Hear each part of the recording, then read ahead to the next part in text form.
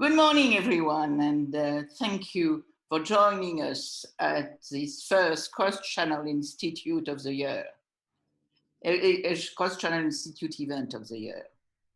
I believe it's still time to wish all of you a happy, successful, and even more important, healthy year. Since the 24th of December, finally, we have had a deal between Europe and the United Kingdom. But beyond Brexit, and even with the deal, our economical relationships will change between Europe, all the countries of Europe, including France, and the United Kingdom.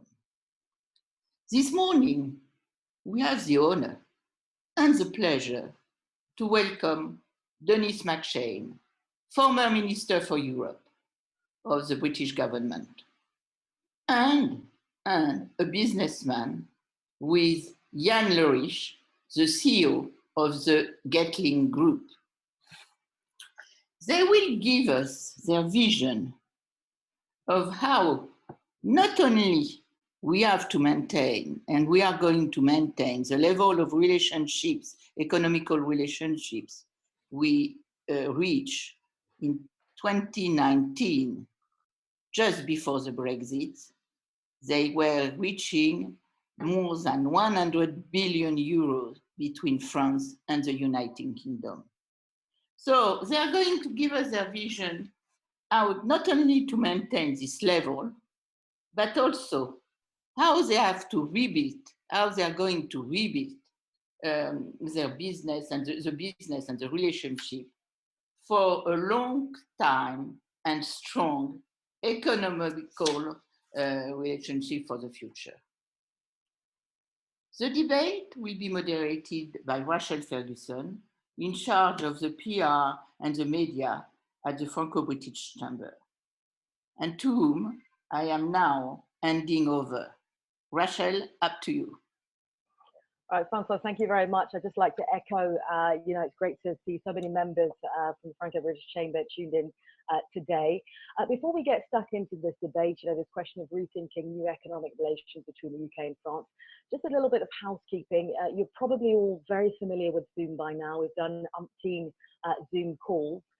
If you do have a question that you'd like either Denis or indeed Yann to answer for us, feel free, pop it in the box and we shall certainly try to get you some kind of response to that. That's the first thing.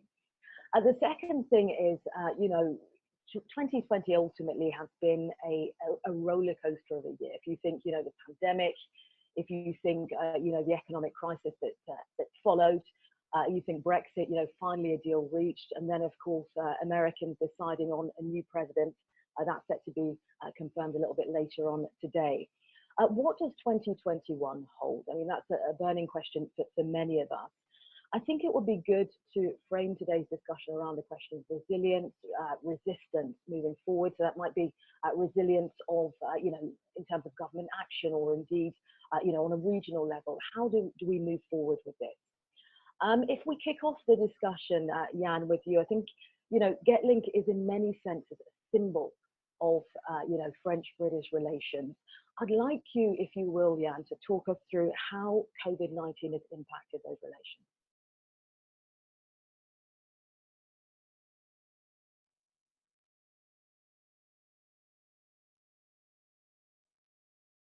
I think, Yann, your microphone is muted. Oh, sorry. Yeah, you were asking about COVID. Of course, we are dealing with Brexit, but the issue number one that we see for our business, but basically for all the businesses that we work with, is clearly COVID. And on this one, we can be very optimistic with the vaccine. There is, of course, a lot of question marks. So like any other company, we do two things. First, we adapt to the crisis, we reduce our costs, and we try to be as lean as possible. But we also prepare the future. We are very optimistic about what we are going to discuss here today, about the future of the relationship between the UK and France. And that's why we continue to invest massively to ensure that we are ready to transport all the goods, all the people that are going to be willing to continue to travel back and forth from France to the UK. Thanks very much, Yann. The same question to you, Dennis, because of course, at the other side of the channel, I mean, what's your take on how COVID is impacting French-British relations? Oh, can you repeat the end? Sorry, the sound is not very high on my side. Yeah, we are having an echo. I don't know whether we need to kind of mute ourselves if we're not kind of speaking at the moment. I mean, the question to you, Dennis, following on right after Yann, about how COVID-19 is essentially impacting on French-British relations. I don't think it's impacting in a broad political sense. I think the relations are pretty good. Prime Minister speaks very good French, actually. He was educated in Brussels, and he's got a warm relationship with President Macron. I think at the political level, I'm not too worried. And the traditional French-British friendship's always been there. I sometimes say France and Britain are like a very old married couple. We often think of murdering the other one, but we would never dream of a divorce. So even with Brexit and COVID, we'll still keep trucking along. But there are huge friction points. The plain fact is, Britain imports 80% of its fresh food, mainly from French Channel ports, and the queues are getting pretty long. The big story this morning, I just heard on the BBC, is about Peterhead. Many of you won't know where that is. It's a town north of Aberdeen. It's actually Europe's biggest fishing port. It's where all the trawlers, chalutiers of Britain, Scotland arrive, but also an awful lot of French and Dutch ones. And it's just where they bring all their fish from all over the seas around off the European coastlines. And it's a ghost town. They can't export anything. All their langoustines are just turning very smelly very fast because of the new rules related to Brexit. I'm sure Yann knows all about that. That's just fish. And then COVID, though, I think, or the pandemic is far more important. The vaccination program is rolling out in England much faster than France. And I just can't understand why France, a country of Louis Pasteur and science and rationality and a strong centralized state, is so slow with this. But, that's for the French to decide. But it's slowing down in Britain. There are now problems with provision of the jabs from Pfizer. So it's going to be many, many months, well into the summer. I was rather hoping the tourist industry could get going in the summer. I don't think it easily will on the basis of vaccination. So we've got a long, hard year in front of us. And looking at the Financial Times this morning, they have a very good report on small business, PME, we would say in French. And they're just destroyed by the pandemic. The events industry, for example, just dead. Florists, travel arrangers, designers. My son-in-law is an industrial engineer who had a very good living creating all the big stands. At a France-England rugby match, you go and see the stand for Adidas or Nike or Apple, all dead. Industry completely dead, and it's not coming back. The first year we were very generous with support, so was the French government, all financial ministries. But boy, oh boy, that money is running out. So we're still in very, very difficult times, I fear. I mean, a lot of interesting, ideas there. I'd like to come back to this idea of the divorce. We'll speak a little bit more about Brexit, and then, look more closely at how PMEs are being affected. You did pen an article yesterday, Dennis, about, vaccinations and this slow rollout. Yann, if I bring you back in here, of course, vaccinations are going to be key when it comes to European resilience and indeed, global resilience. Your thoughts on, this slow rollout and how it could possibly impact us moving forward in 2021? Yeah, on this one, I really do not want to enter into a kind of controversy. If you listen to the radio, every morning in France, in the UK, it's about vaccination, the speed, whatever. What we have learned, over the past month is that first, it's a unique and complicated situation. If you look at even the best experts, in those type of fields, they do not agree, between themselves. So here, our role as business people is not to do the job of doctors. Our role is to be flexible. And yes, we have no certainty about the speed at which vaccination will come. And yes, it would have been better, to have some more certainties about, that speed and how the COVID is going to evolve. But we do not want, just to stay here and wait and cry, for a better future. Our role is to protect our jobs, our companies, and to adapt. That means to have different scenarios, which we have. All companies do that. And if it's not plan A, which is working, plan B will be. So we are taking the measure and we are very proactive. It's our responsibility, again, not to comment what doctors would say, what elected officials would say. Our role is to do business. The business of business is business. I mean, you used the word flexibility there a few times, adaptation, and I've been using this morning the word resilience. Just give us an example of how, and I would imagine that there are a few, an example of how GetLink has, shown flexibility during all this. This is a very easy one. We do that, every day. The traffic from the UK to France and to Europe and in the other direction is changing, very quickly. Each time the frontier is shut down because of a lockdown or even on the, if you look at what happened, for example, during the Christmas week, when the border was closed for 2 days, we had to reduce service, as you can imagine.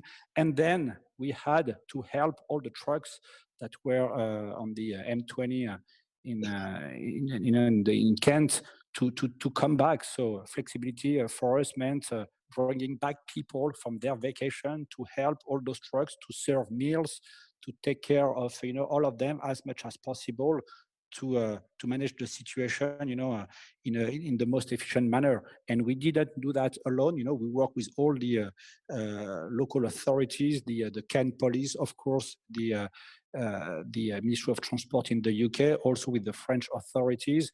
And I want to thank all of them because none of them took their holiday period to make that happen. So our business is to be flexible. This current situation is a bit unique, but as you can imagine, transport between France and the UK is not the same every day. So it's part of our DNA to be able to adapt to the level of service that we need to offer.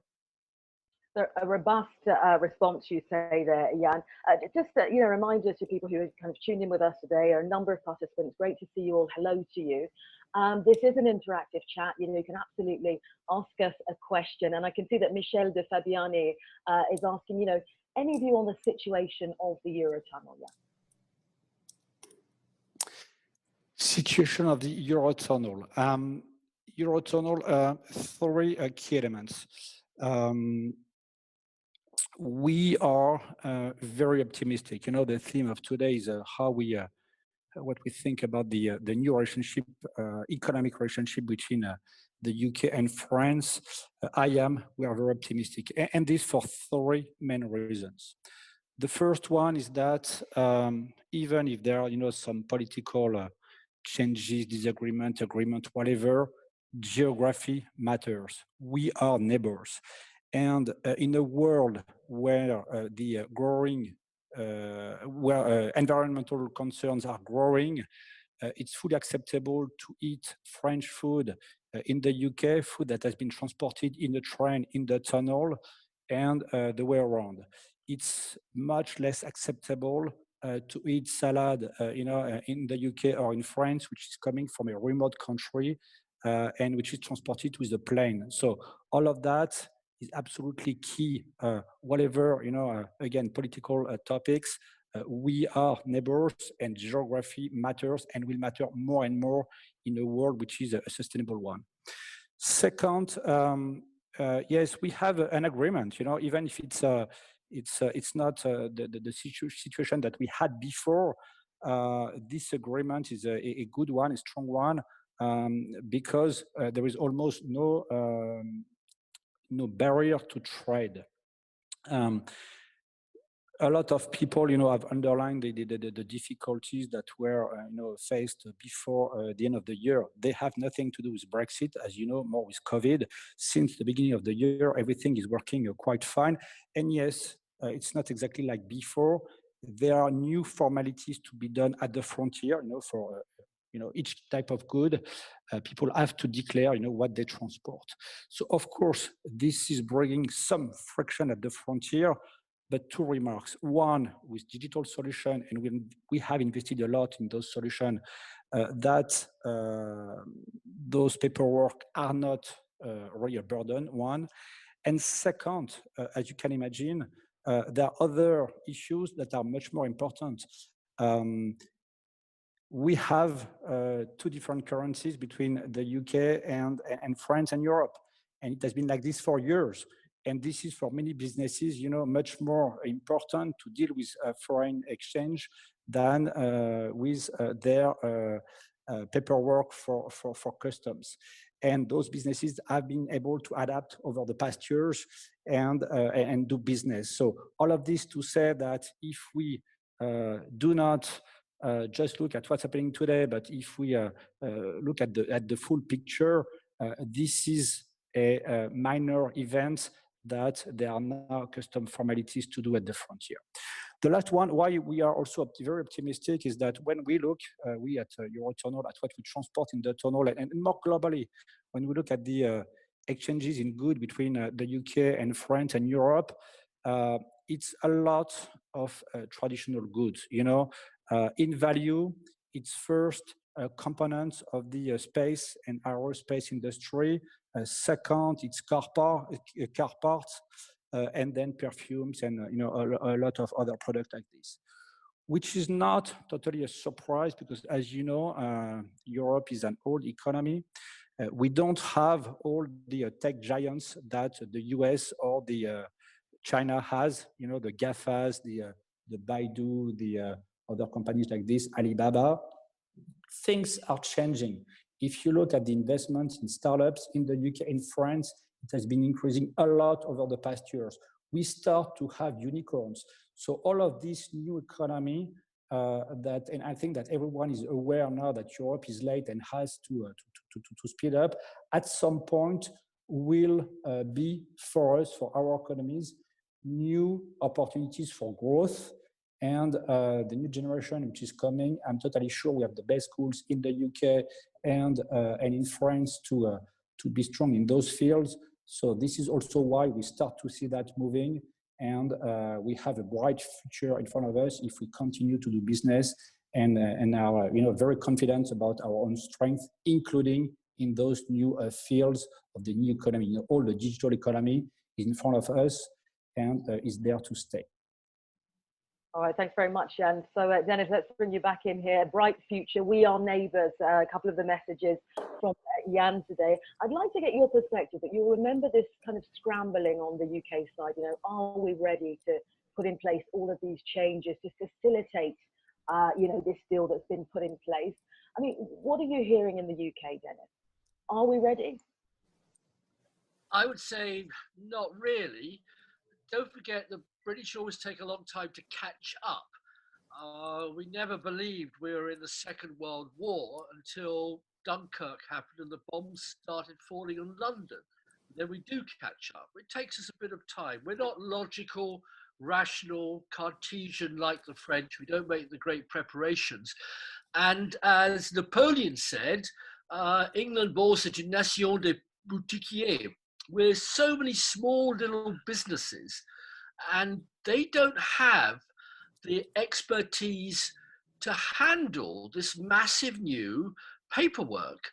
Big firms can do it, of course they can, but the small company with 4 trucks having a regular route down to the Dordogne, I don't know, to bring in some British goods, they can't do it. And the rules are very, very strict. there was a ferry boat arriving at the Hook of Holland, and the Dutch douanier took off from a lorry driver his ham sandwich, saying, "I'm sorry, mynheer, you can't bring in processed meat into the European Union without a permit." You might say that's crazy, but those are the rules. They're the same rules between Turkey and the European Union, with 30-hour queues on the frontier. Listening to the Scottish fisherman's chief this morning on the BBC, his entire export market has collapsed. So I think we're going to need a lot more time to sort these things out. I hope things will relax. The deal, it's worth remembering, only refers to the 19th century economy, the material economy of finished goods and food, what we were trading 150, 200, 100 years ago. The modern economy, the digi-economy, as Yann rightly described enthusiastically, and I share his enthusiasm, that's not covered. That's the immaterial economy, the computer economy, the services economy, financial advice, professional advice, architectural advice, consultants, tourism. All of that remains to be negotiated. It's the title of my new book. I'm not going to sell the book in English, don't worry, called Brexiternity. We're entering an era of an eternity of Brexit. I compare it to Switzerland, where I worked for 15 years. If you remember, Switzerland did not join the EU or the European Economic Area after 1992. And today, the Swiss, Bern and Brussels, Swiss and the EU are still negotiating one by one little arrangements that cause a lot of tension. Right now, we have to say in England, Brexit's over and we're living in the best of all possible worlds. It's very, very Panglossian, some of the remarks in England. I think reality will kick in, and bit by bit, I hope, but Brussels and London will find derogations, find easier ways of handling and doing things, and will return to a lot more normality. But right now, there's just a lot of fear because people don't know how to trade into Europe because they unless they're the very giant firms, they don't have the experience. General Motors, that's Adam Opel, and in England we call it Vauxhall, deciding in the next days whether to keep functioning in Britain because rules of origin and many other aspects of car parts are now much, much more difficult to bring in. So very mixing in with the pandemic. I'm sorry, I think we could have handled it if we didn't have the pandemic as well. But the two combined are a real fatal storm. Certainly exacerbating the situation. I mean, we are talking today, Dennis, about this idea of rethinking economic relations. You touched earlier on this idea of the divorce. Another question coming in from Michelle, who said, well, ultimately, okay, you know, an old couple, France and the UK, who will be the mistress of France now, or the mistress of the UK rather now, you know, considering all that's happened? Interesting question. Well, look, Britain is 65 million people, France is 65 million people. We have a huge varied economy with great universities, with very industrious people.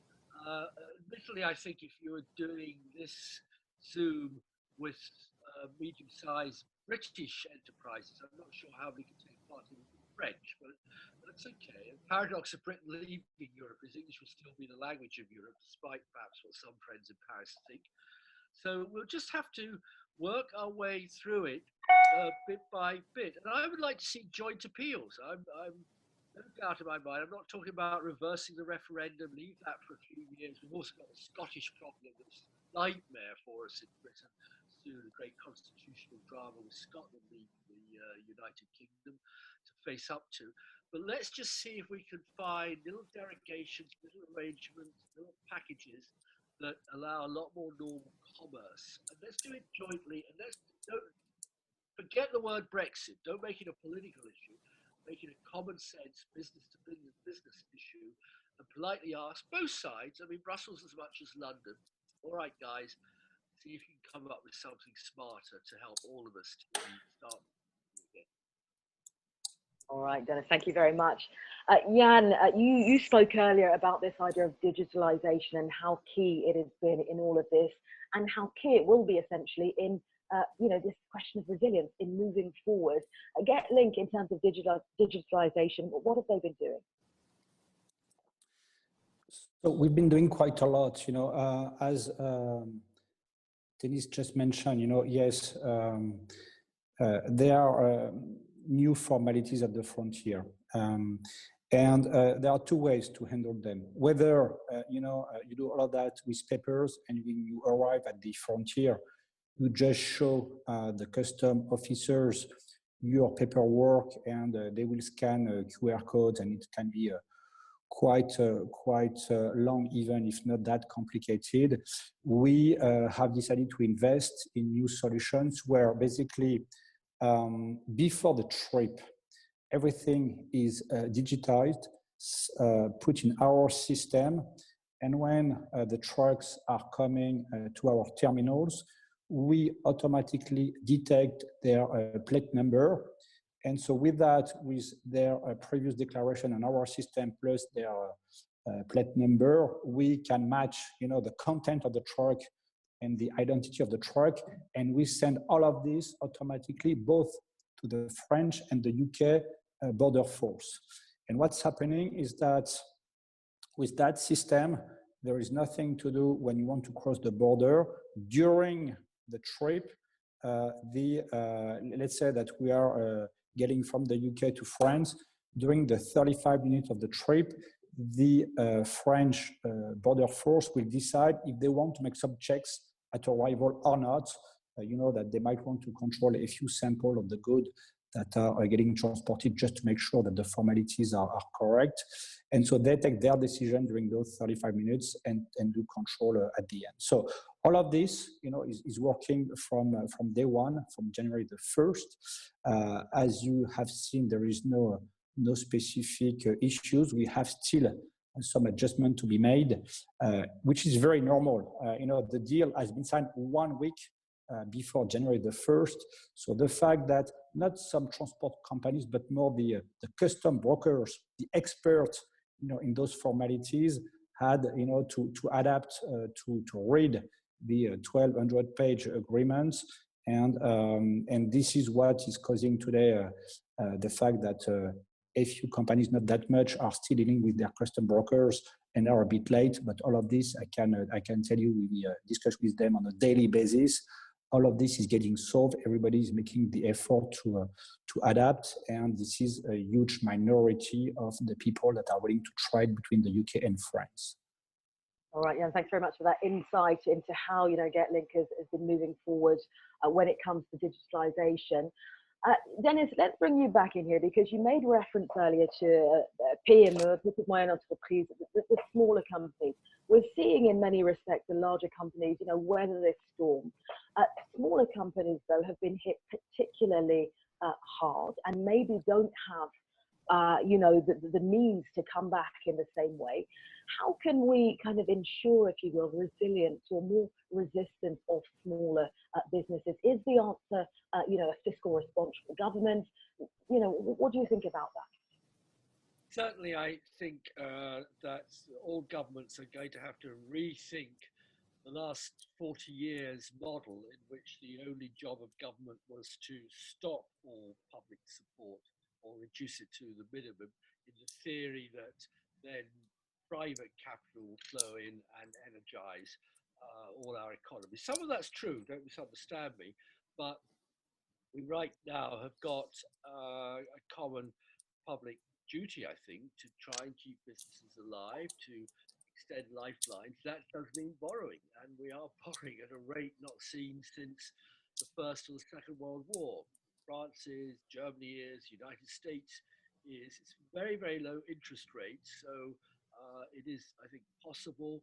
There are ideas like perpetual bonds. A lot of innovative new thinking going on, but in essence, I think we have to try and keep businesses alive, but also possibly ask whether weaker business models that were entirely dependent, for example, on very, very low pay, exploitative pay, are really that healthy for our economy. Yes, they create some jobs, Deliveroo jobs, mainly filled by different forms of immigrant workers. And actually, immigration is increasing into Britain.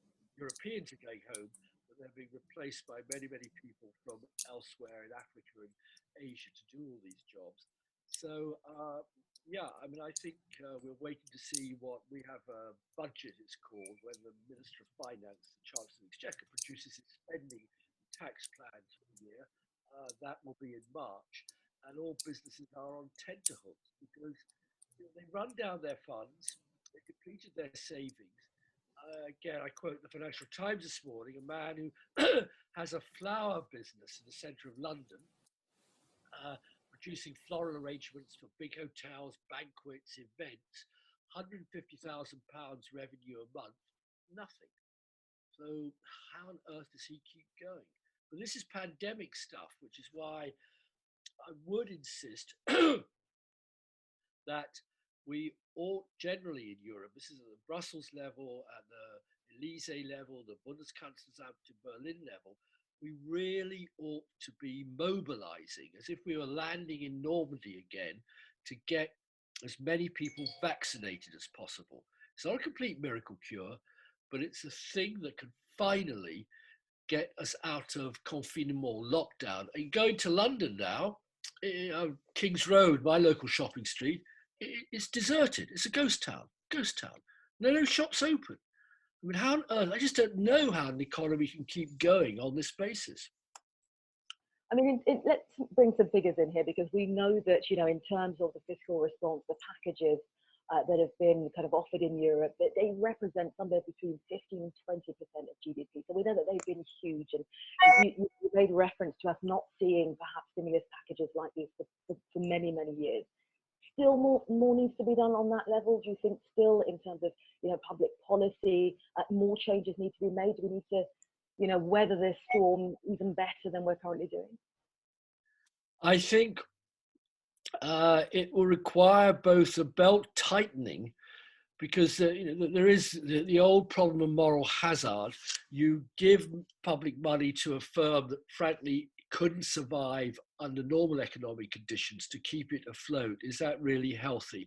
But then who is the Solomon that decides, sorry, you're not going to get the money, and this firm is?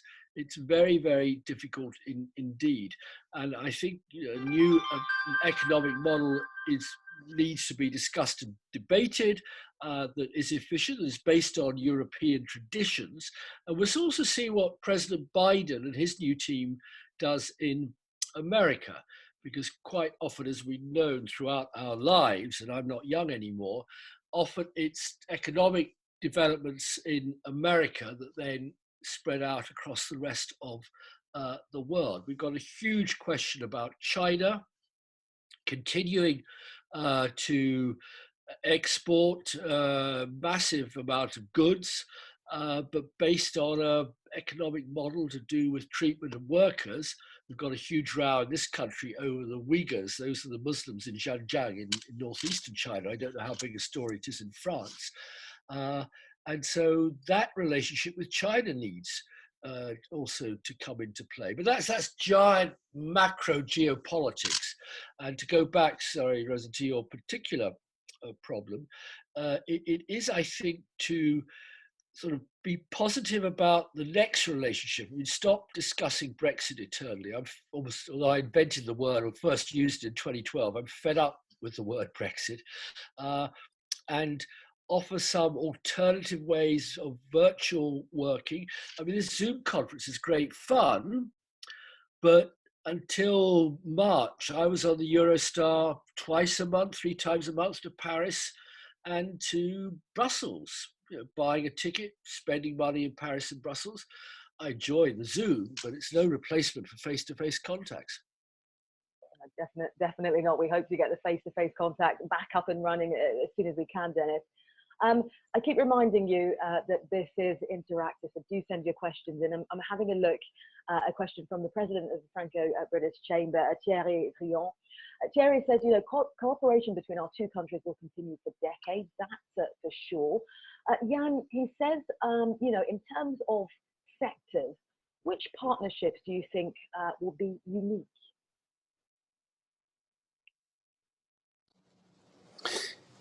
Is the question about partnership about companies on the two sides of the channel in the future? I can't hear you. Yes, that's correct. So looking at what...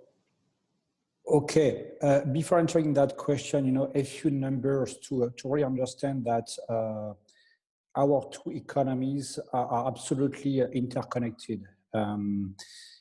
Just in the tunnel, we transport 25% of the goods that are getting transported between the UK and Europe, and it has a value of 140 million euro. It's absolutely massive. A few others, 3,600 French companies have subsidiaries in the UK. 200,000 UK citizens have a second home in France. So all of this, you know, makes that all those things, Brexit or no Brexit, COVID or no COVID, this is going to continue. So as to the future, and by the way,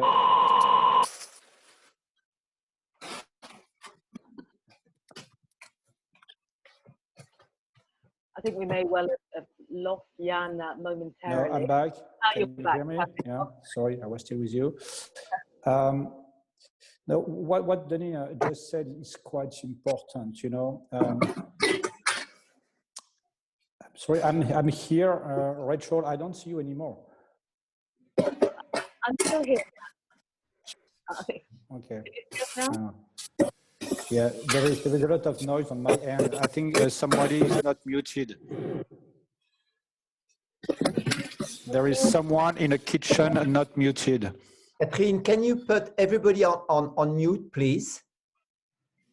This is really unpleasant. Thank you. Yann can do it. Okay.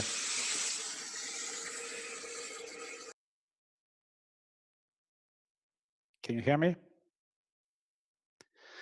Okay, I think it's the perfect illustration of what Denis said. You know, in the past we used to travel to meet people. Now we do Zoom and we multitask.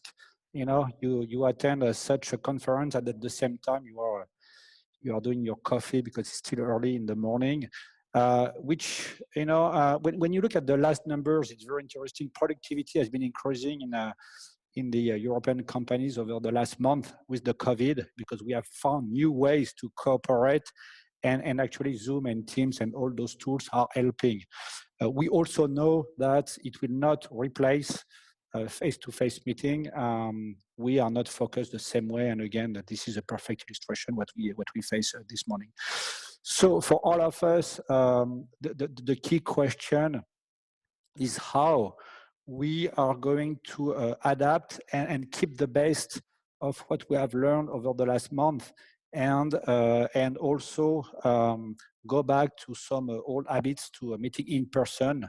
The split is of course different from one company to the next one.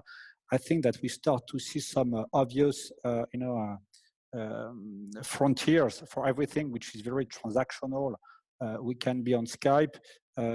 Each time we want to be brainstorming about a topic, or each time there is a creativity involved, it's much better to meet face to face. And we see that kind of trends with our clients. And of course, being in the transportation business, we are at the forefront of those new changes. We try to understand how all those value chains, how people are going to move to travel in the past. And if you look at history, each time there was a major disruption like the one that we know today, for example, COVID. But if you go back even further in the past, telephone, for example, could have killed, all travel, all physical travel. Before the telephone was invented, people, it was hard to exchange real time with peers and with colleagues. And each time those disruptions happen, physical mobility never decreased over time. People adapted, and what's happening, which is quite unknown, is that we have kind of a travel budget around 1 hour on average, and we use it whatever. So even if we're more efficient and if we don't have to do some trips anymore, we replace them with other trips. If I make it simple, there are trips that we do that we don't really want to do. So those one, as much as we can, we stop them, but we replace them with other trips that we are willing to undertake. And this is what's happening today. And this is the whole challenge of companies like ours to capture those new trips that are going to emerge to ensure that they use the tunnel, Eurotunnel, and they don't take a flight to go from Paris to London. Right, Yann, thank you very much.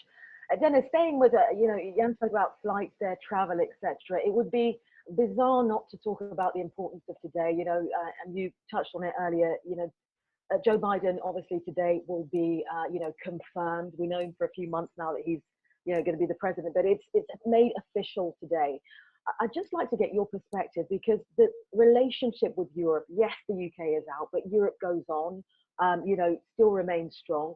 How are we likely to see Joe Biden navigating this new relationship with Europe? Will we see Europe sidelined as maybe it was under the previous administration, or will we see more of solidarity? And again, this question of resilience to you. I was living in the US. So that question was to Dennis, and you can certainly respond afterwards, Yann. Thank you. Thanks. I wouldn't necessarily use the word solidarity. I think America will always look after its own interests, and we, I'd like to say the whole of Europe should look after ours, but in a very friendly, positive relationship. I had the pleasure of a long talk with Joe Biden about 15 years ago, and he struck me, he's very pro-European. He said when he left Delaware, that's his home state, his hometown, yesterday to go to become the president, he said, "I'm Irish." Now that's, I think, the first time I've heard a US president-elect going into Washington, going into the White House, defining himself by a European nationality. That's quite sensitive here, because the relationship between Ireland and Britain and France and the rest of the EU, or actually with France, is also been hugely impacted by Brexit, and will be a very sensitive issue to handle in the next period. I think Biden will want the strongest possible transatlantic relationship. He'll want a Europe that does share some global responsibilities. He'll want a Europe that perhaps cooperates with the United States as far as it can be on tackling issues like mass migration, on China's rise, Turkey's aggressivity in many parts of its near region, and the transition, of course, to a more green economy. My dream would be if Europe could finally crack the problem of electric cars, so that we can move away from the petrol-driven automobile economy, which has been the basis of a large part of our economy for the last 50, 60, or maybe 100 years. And if we can make real advances there, that would be very exciting. And there maybe there's joint work between Britain and France. I agree very much with Yann about the 200,000 Brits who live in France, but they're going to face huge difficulties now in traveling, because the rules state you can only come for 90 days in every 180. So you have your house in the Dordogne, in Nouvelle-Aquitaine, you open it up at Easter, you spend April, May, June there, whoops, you've got to go back home. Therefore, I would like to propose that France offers French nationality to everybody in Britain who is living in France, just overnight. Do it. It's only 200,000. That's nothing. Come on, you 200,000 immigrants arriving from Morocco, Tunisia, Algeria every 5 seconds, and just do it. Scotland, every Scottish citizen up to the revolution, 1789, that one, was automatically not a citizen but a subject, could live in France without any problems because of the alliance between France and Scotland. Unfortunately, the Jacobin revolutionaries came in, invented citizenship and passports and all that rubbish. I would myself, I've said this on French television, restore French citizenships, joint citizenships to all Scots people. I'm lucky. My mammy, my grandmother was born in Donegal in Ireland, so I am now an Irish citizen. If you like, I'll speak to you with a good Irish accent. My children had the incredible intelligence of being born to a French mother. So they have French passports and ID cards and can travel quite freely. But I can tell you, for many of my British friends who've got houses in France, Spain, there's going to be a lot of problems. So let's work jointly on easing that, very ponctuel, that very specific situation. And believe me, if I ever have to get a flight again between London and Paris, my life won't be worth living. So please keep the Eurostar alive, Yann. Yann, did you want to say something briefly? What I'd like to do is, get your response, Yann, then take some of the questions from people who have tuned in today, because we've got some really good stuff coming in, and then equally hand over to Thierry. So did you want to come back on that question about EU-US relations, Yann? Yeah, a word on that, and I will start by saying that, what Denis just mentioned might happen. We'll see, but in many other fields, there are binational agreements that have been signed, in the last days of last year and even early this year. I have a long list in front of me. Erasmus was killed, but there is this new Turing program that is being put in place. At our level, for example, there is a UK-French Eurotunnel agreement to transport pets from one country to the next one. There will be one soon on horses, which is a different category, on tax-free products. I mean, the list is quite long, so we focus a lot on the global EU-UK agreement, but actually on top of that, there is a lot of side agreements. And again, why not at some point one about the nationalities if Denis is pushing for it. Yeah, one short word about the relationship between the US and Europe. I was living in Chicago up until June 2020. We speak a lot about the US when we are in Europe. In the US, Europe does not exist. I want to be very blunt with everyone here. China exists, Asia exists, but if you read, the Wall Street Journal and every day, space for Europe is very, very limited. And it's not only a Trump question, it's a question that when you are the most powerful country in the world, and if you look at the global geopolitical movement, China is the second country, the rising one, and the one that the US have to deal with first and foremost. So we can still believe that we are what we were. It's not the case. This being said, it's quite interesting because a lot of Americans have roots in Europe, and they are very proud of it. And so, politically, yes, with the change of administration, we can foresee some changes. Here also, I believe that the links between the US and the UK and France will remain strong, much more because of thanks to the people themselves than because of political big plans. All right, Yann, thanks very much for your perspective on that there. Gentlemen, both Yann and Denis have a challenge for you. We're going to try and get through 4 questions in a short space of time from our members. I think it's important to try and respond to those. So I'll ask you to keep our questions, your responses rather, a little bit shorter. One question then coming in from Mohammed Bukrit. He said, Eurostar has warned that it could run out of cash this summer without a government bailout. Yann, just briefly, what's your vision on that? Okay, you understand the situation. Eurostar is a UK company with a French shareholder, so they are not entitled to what we call PGE in France, prêt garanti de l'État, which is a loan which is guaranteed by the state, because they are not a French company, and there is the equivalent system in the UK, and they cannot have access to it because it's not for companies that have a majority shareholder, which is a public entity. So here, we are typically in a place where there's been a lot of support providing to a lot of companies over the last month with the crisis. Everything is not perfect, and clearly for Eurostar, they're in between. This being said, you have also seen that their CEO, and I talked to him yesterday again, remains optimistic about the situation.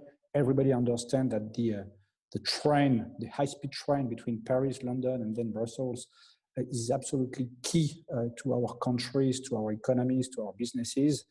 And so a solution will be found. I have no doubt about that.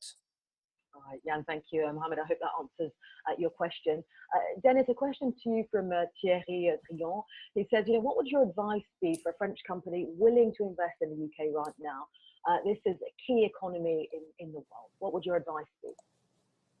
Certainly, the British economy is strong. It's a mature country. It's 65 million people. It's got a huge internal market. I've been surprised that, given the strong tradition of supermarket chains in France and in Britain, we're overwhelmed by two German supermarkets, namely Lidl and Aldi. Certainly Lidl, as you call it in France, is everywhere in France and everywhere here. Why no French supermarket chain has imposed itself, or indeed a British one or a partnership one, were that possible, to create an even stronger mass purchasing? So the success of Lidl and Aldi is they buy such giant amounts of everything, smoked salmon, bits of lamb, potatoes. They can force prices right down, then sell price at a very good price. So I would be careful if you're assuming you'll be able to trade normally back to France. I do think there's going to be quite a lot of difficulties, and with the best will in the world, and you can computerize all the customs forms you want in the world, it's still going to take a long time. I mean, there's a North American free trade agreement between America, Canada, and Mexico, but still every Mexican camion truck full of Corona beer arrives at the border with the United States and has to offload onto an American truck because of local American protectionist rules. And that is going to have an impact on trade. But if you're basically saying to come to Britain to invest, I think this government particularly will be pro-investment. I think the taxes, I hope in due course, will go down. The planning formalities will be released. Personally, I've always wanted to see almost a fusion of Nord-Pas-de-Calais, Picardy, and Kent bits of Essex, almost to make one separate but united economic unit. And that's still an ambition I'd love to see realized. But again, we'll have to solve quite a few Brexit formalities first. But we'll get there. Green cards, for example. Why don't we have a European green card? Why don't the British have a green card for European citizens who want to work here? You raise a good point, Dennis, and I'm sorry to cut you because the comment that you made about Brits being given French nationality if they have a property has sparked some interest. Michel de Fabiani asking, would that be the same for European citizens who are living in the UK? And I saw Fiona pointing out that, look, all British nationals who worked on the front line living in France are now able to apply if they have 2 years residence. So there is, this question of citizenship and, who should be granted it when, really is quite key. I think it would help. I'm not quite sure. I saw Fiona's remark. I'm not quite sure, Fiona, what a frontline, what's a frontline person? Are you a frontliner? Or we are, I mean, in Britain, you can get nationality if you're already living here. But the problem is lots of people want to come here and do work just for a week, for a month, for 3 months. We've got to solve those problems. Pre-existing long-term residents in France, they're getting their carte vitale, and on the whole, nobody's being ugly or unpleasant. But does it now come to a dead stop? There's a small niche industry That is the real estate industry in the UK, selling timeshares and selling properties in France, in the Costas, in Tenerife, in Portugal. You know, it's quite a big business. We've got about 2 million Brits who have a footfall somewhere in the warm south of Europe. Spain, Portugal, the Canary Islands, France, Aquitaine, a bit of Greece, a bit of Italy. What about the future ones? Now, all of these problems, I think, just have to be worked at gently. Don't rush it now. But Britain also, in my view, should bring in stricter controls on managing European workers coming to work in Britain. We refuse that. We don't even have an identity card. We haven't the faintest idea who's in Britain at any given time. Perhaps when we're all going to get vaccination certificates, as I hope we will, that will break that fear of identity cards in Britain, and then we can start managing more intelligently the arrival of European workers, which was one of the big drivers, as you know, of the Brexit vote, the famous plombier polonais. Okay, Dennis, well, on that note of identity cards, I'm afraid we're going to kind of have to wrap this up. I'd like to hand over to Thierry. Denis MacShane, you are former Minister for Europe under Tony Blair. You're equally the author of Brexiternity. Yann Leriche, you're Director General of Get Link. Thank you very much for your insight today. It's been fascinating. Thierry, let's hand it over to you. Thank you, Rachel. Thanks for making animating this session this morning. My personal thanks to Denis and Yann on behalf of our members for sharing your views and getting your perspective. If I may, just as a conclusion, I would like to share a couple of thoughts with you. Obviously, on the 1st of January, we were on one side sad because a member of the family is leaving the family. Okay, so it's sad. But on the other side, it's a relief. So we get to a deal, and at the end of the day, we made it. Now, I want, as Yann and Denis mentioned, we have to remain positive moving forward for a couple of reasons. First, this is for all of us, entrepreneurs, business leaders, the end of uncertainties. We know what we know, we don't know what we don't know, but it is the end of uncertainties from a business economic. First, the UK is living from Europe, and it's going to take time. I think that Yann, you mentioned it. This is not an event. It's going to take time. It's going to be a long process, and we're going to learn as we're going to move forward. Third point, I think this is an opportunity to reinvent the relationship between two friends. On one side, from a business perspective, we're going to be in a situation where it's going to be healthy competition, which is great. It's part of the game. But on the other side, we're going to have a very strong partnership. We're going to join forces. If you think about defense, if you think about aerospace and many other sectors, we're going to have to join forces, and we're going to continue to join forces.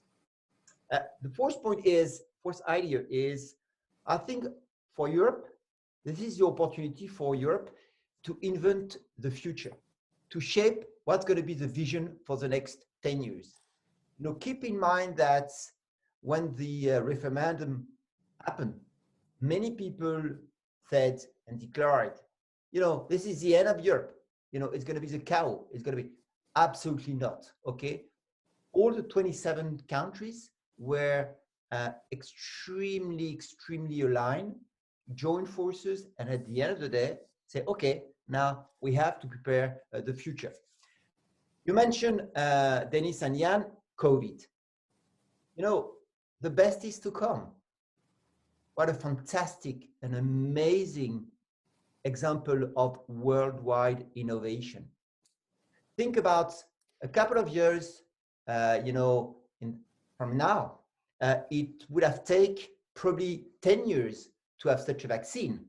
Just in 1 year, we not only have one vaccine, but multiple vaccines. So it's a fantastic news that all population at the world will benefit from. I get that we all need to be prepared for the economic rebound, because it's going to happen. it's going to happen. So many funds, monies were injected into our economic system. So at the end of the day, the rebound is going to happen. But we have, as entrepreneur, business leader, to be ready now, and not tomorrow. Okay? Think about Europe, 750 billion euros were injected into the system. You know, it will for sure help to restore it overall the worldwide economy. For sure, for us, it will require speed, agility, and Yann, you mentioned, you know, technologies, ability to transform our business model, ability to really adapt our business model. And just to be short and to share with you my views right now, for sure, thinking about our relationship with with the UK, they will remain for sure, and you mentioned it, Denis, neighbors.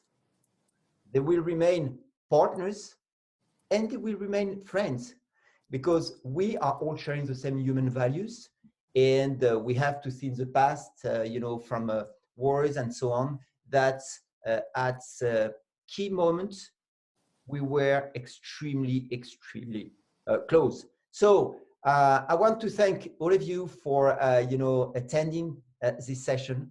I think what a great opportunity to kick off the year. Let's be positive. Let's think about the future. Let's prepare now. And obviously, anything the chamber can do, we will help you to continue to, I would say, to develop the trading between our two relationships, our two countries. Rochelle, many thanks for you know, this session. Denis, Yann, I wish you a great day. Many thanks, and enjoy your future. The best is to come. Thank you.